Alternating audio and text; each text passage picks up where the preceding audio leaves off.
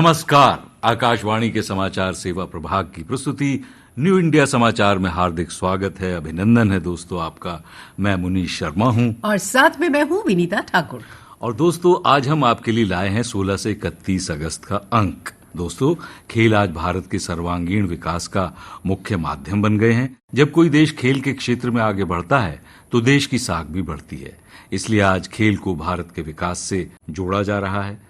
केंद्र सरकार ने बीते 11 वर्ष में परिवर्तनकारी पहल और नीतियों से खेल कूद का आधार स्तंभ खड़ा करते हुए इसे भारत के युवाओं के आत्मविश्वास से जोड़ दिया है। जिस देश की 65% आबादी 35 साल से कम उम्र के युवाओं की हो, उसे वैश्विक महाशक्ति बनने से भला कौन रोक सकता है। और इसी सोच को साकार करने के लिए हाल ही में आई राष्ट्रीय खेल नीति 2025 यानी खेलो भारत नीति 2025 सिर्फ एक नीति नहीं है बल्कि महत्वाकांक्षी भारत का दर्शन बन गई है। गत 29 अगस्त को राष्ट्रीय खेल दिवस के संदर्भ में पत्रिका का ये अंक खेलो भारत नीति 2025 देश में खेल परिदृश्य के इसी बदलाव और विगत 11 वर्षों की इस यात्रा को अपने पाठकों के समक्ष लेकर आई है। खेल को लेकर आज भारत का आत्मविश्वास बढ़ा है। इसीलिए तो प्रधानमंत्री नरेंद्र मोदी कहते हैं, साथियों, ये स्पोर्टिंग कल्चर और स्पोर्टिंग सोसाइटी के रूप में भारत की प्रगति दिनों दिन हम सब देख रहे हैं। एक और कारण है जिसके चलते भारत में आगे बढ़ने का आत्मविश्वास आया है। अब हम 2030 यूथ ओलंपिक और 2036 ओलंपिक गेम का आयोजन करने का प्रयास कर रहे हैं।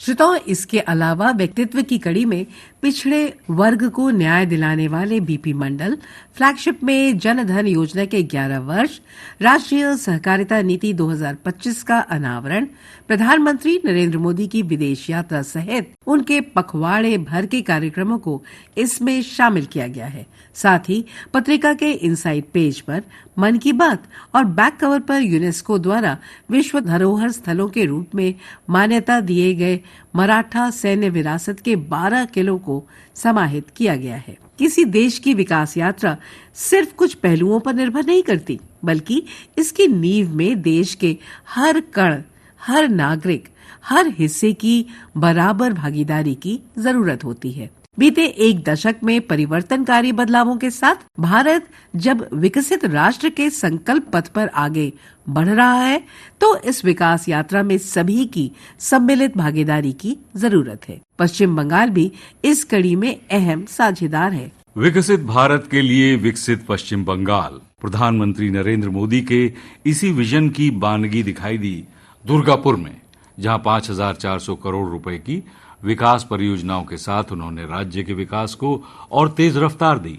भारत ने एक दशक की परिवर्तनकारी यात्रा के साथ विकास को एक नई गति दी है।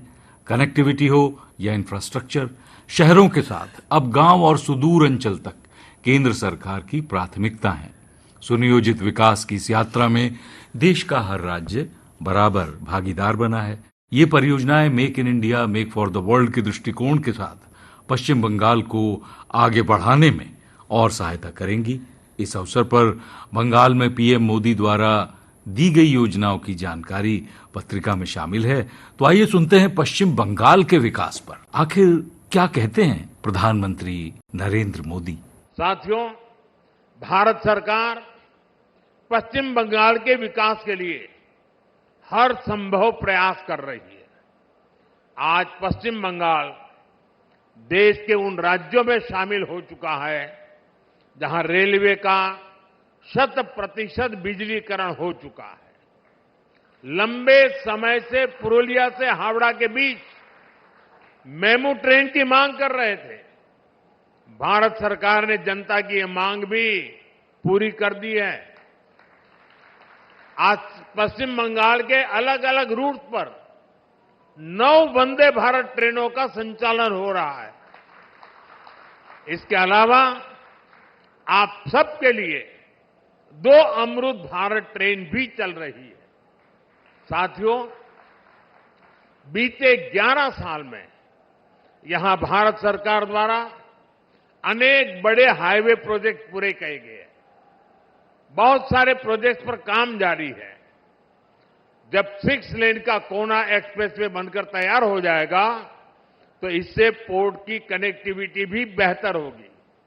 ये कनेक्टिविटी कोलकाता और पश्चिम बंगाल के बेहतर भविष्य की नींव को मजबूत करेगी। सहकारिता के माध्यम से जब हम अनेक लोगों को जोड़कर एक प्रबल शक्ति का निर्माण होते हुए देखते हैं, तब पता चलता है कि राष्ट्र निर्माण में छोटे से छोटा व्यक्ति कितना बड़ा योगदान दे सकता है। भारत में करीब 8.25 लाख सहकारी समितियों से जुड़े 30 करोड़ लोगों का आंकड़ा इसकी क्षमता को बढ़ाने के लिए काफी है। ये समितियां समावेशी विकास के शक्तिशाली इंजन के रूप में उभर रही हैं। सहकार से समृद्धि की इसी मूल परिकल्पना को मजबूती से आगे बढ़ाने की दिशा में केंद्रीय सहकारिता मंत्री अमित शाह ने नई दिल्ली में राष्ट्रीय सहकारिता नीति 2025 का अनावरण किया। भारत में सहकारिता की क्षमता और इसके विस्तार को ध्यान में रखकर सहकार से समृद्धि विजन के अनुरूप आजादी के 75 वर्ष बाद प्रधानमंत्री नरेंद्र मोदी ने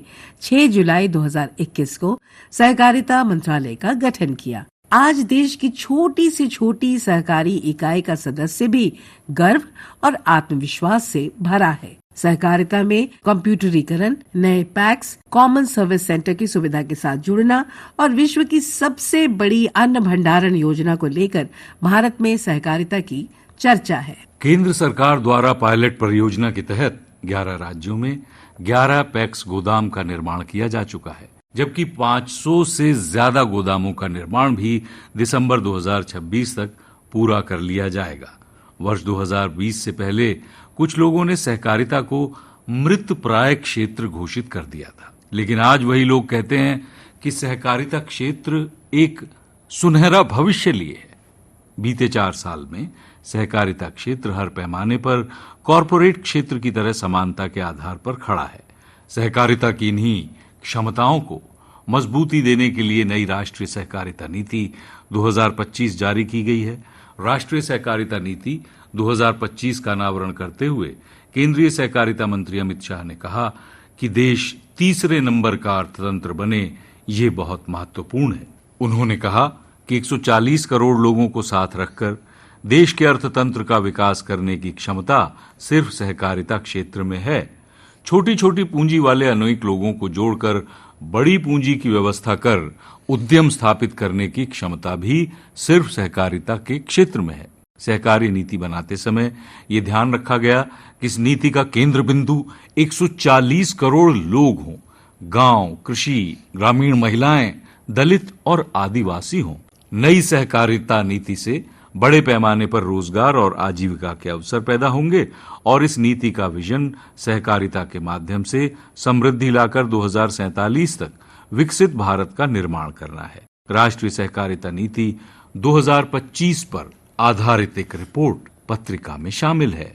मजबूत और निर्णायक नेतृत्व क्षमता, तेजी से बढ़ते मध्यम वर्ग और लोगों की बढ़ती आय के साथ भारत वैश्विक साझेदार के रूप में दुनिया का सबसे पसंदीदा देश बनकर उभरा है। खासतौर पर ऐसे समय में जब दुनिया के कई देश भारी उथल-पुथल और टैरिफ वॉर से जूझ रहे हैं, भारत ने ब्रिटेन के साथ बहुप्रतीक्षित व्यापक आर्थिक एवं व्यापार समझौता, डबल कंट्रीब्यूशन कन्वेंशन और आपसी साझेदारी के 10 साल के विजन के साथ ऐतिहासिक संबंधों की नई नींव रखी। जब 2 लोकतंत्र और दुनिया के 2 प्रमुख अर्थव्यवस्थाओं के बीच समझौते होते हैं तो ये वैश्विक स्थिरता और समृद्धि को बढ़ावा देते हैं। विश्व की चौथी बड़ी अर्थव्यवस्था के रूप में भारत जहां सबसे तेज आर्थिक रफ्तार के साथ आगे बढ़ रहा है, तो वहीं मेक इन इंडिया के साथ दुनिया के मैन्युफैक्चरिंग हब के रूप में खुद को विकसित करना चाहता है। अपने इसी लक्ष्य के साथ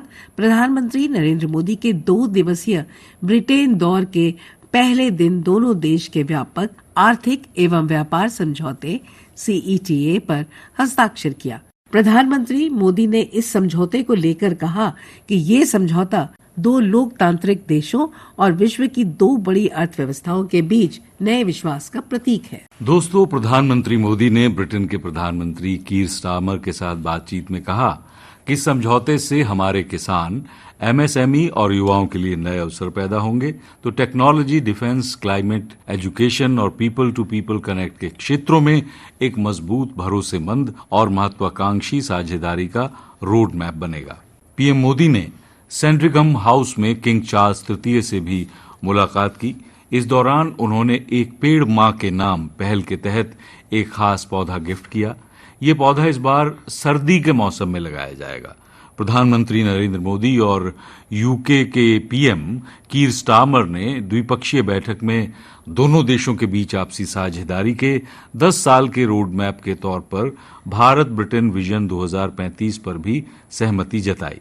ये ब्लूप्रिंट व्यापार, प्रौद्योगिकी, रक्षा, शिक्षा, स्वच्छ ऊर्जा और जलवायु कार्रवाई जैसे क्षेत्रों में द्विपक्षीय सहयोग को गहरा और विविध बनाने के लिए एक परिवर्तनकारी एजेंडा निर्धारित करता है। ये दीर्घकालिक रणनीतिक दृष्टिकोण व्यापक रणनीतिक साझेदारी पर आधारित है और उभरती वैश्विक चुनौतियों के बीच एक सुरक्षित, टिकाऊ और समृद्ध विश्व को बढ़ावा देने के दोनों देशों के साझा संकल्प को दर्शाता है। विजन 2035 के तहत दोनों देश डेवलपमेंट, टेक्नोलॉजी और इनोवेशन, एजुकेशन और डिफेंस के साथ जलवायु और स्वच्छ ऊर्जा की दिशा में मिलकर काम करेंगे।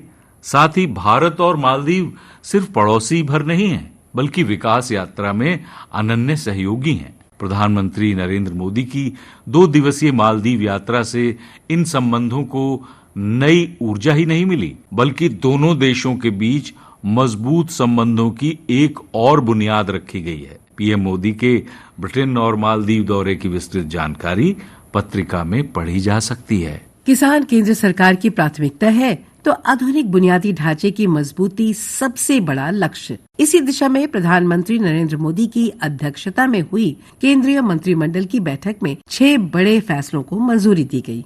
इनके तहत जहां सहकारी समितियों को और मजबूत बनाने के लिए राष्ट्रीय सहकारी विकास निगम को करोड़ों रुपए दिए जाएंगे, तो वहीं प्रधानमंत्री किसान संपदा योजना के अंतर्गत कृषि से जुड़े इंफ्रास्ट्रक्चर का फोकस किया जाएगा। इसके साथ ही रेलवे के 4 मल्टी ट्रैकिंग प्रोजेक्ट को मंजूरी से रेल नेटवर्क को नई रफ्तार मिलेगी। मंत्रिमंडल ने राष्ट्रीय सहकारी विकास निगम को 4 साल में 2000 करोड़ रुपए के केंद्रीय अनुदान की मंजूरी दी है। सहकारी समितियां ग्रामीण क्षेत्र में सामाजिक आर्थिक उत्थान, आधारभूत ढांचे विकसित करने और रोजगार पैदा करने में महत्वपूर्ण भूमिका निभाती हैं। देश में मौजूद 8.25 लाख से अधिक सहकारी समितियों में करीब 30 करोड़ सदस्य हैं, जिनमें 94% संख्या किसानों की है। राष्ट्रीय सहकारी विकास निगम को सरकार की ओर से जारी अनुदान के तहत 4 साल यानी 2025-26 से 2028-29 तक सालाना 500 करोड़ रुपए दिए जाएंगे और निगम इस दौरान खुले बाजार से 20,000 करोड़ रुपए भी जुटा सकेगा। केंद्रीय मंत्रिमंडल के निर्णय पत्रिका में पढ़े जा सकते हैं। भारत में सिनेमाई उत्कृष्टता को बढ़ाने के लिए 1954 में शुरू किए गए राष्ट्रीय फिल्म पुरस्कार ने न केवल प्रतिभा को पहचान दी है, बल्कि राष्ट्र की सांस्कृतिक छवि को आकार देने वाली विविध संस्कृतियों और कहानियों को भी आगे बढ़ाया है। 71वें राष्ट्रीय फिल्म पुरस्कार 2023 की घोषणा की गई, जिसमें जहां जवान फिल्म के लिए शाहरुख खान और 12वीं फेल फिल्म के लिए विक्रांत मैसी को सर्वश्रेष्ठ अभिनेता चुना गया, वहीं Mrs Chatterjee versus Norway film में अभिनय के लिए रानी मुखर्जी सर्वश्रेष्ठ अभिनेत्री घोषित की गई। 71वें राष्ट्रीय फिल्म पुरस्कार की जानकारी पत्रिका में शामिल है। श्रोताओं, अब हम आज की चर्चा को यहीं देते हैं विराम।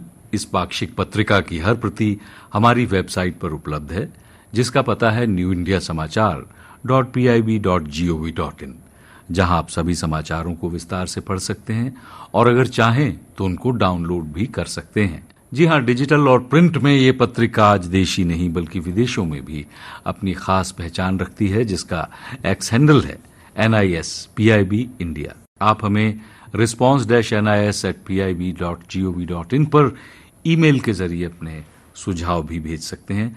आपके सुझावों का हम किया करते हैं हमेशा बड़ी बेताबी से इंतजार। दोस्तों, मैं हूं मुनीश शर्मा और मैं विनीता, आपसे लेते हैं इजाजत। नमस्कार।